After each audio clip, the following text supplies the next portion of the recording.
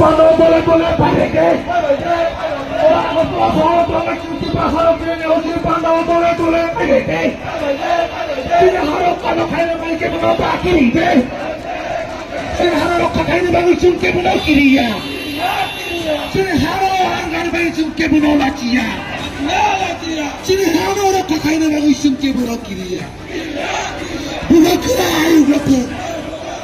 উনিশ দফা আয়োগত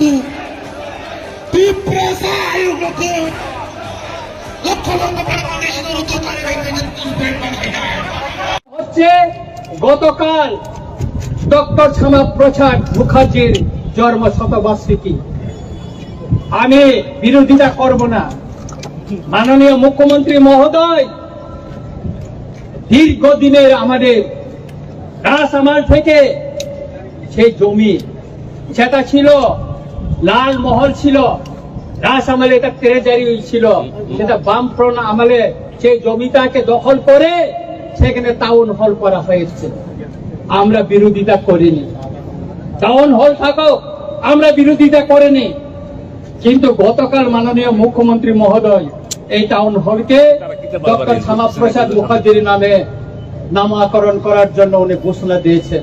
আমি এর তীব্র প্রতিবাদ জানাই। কেন?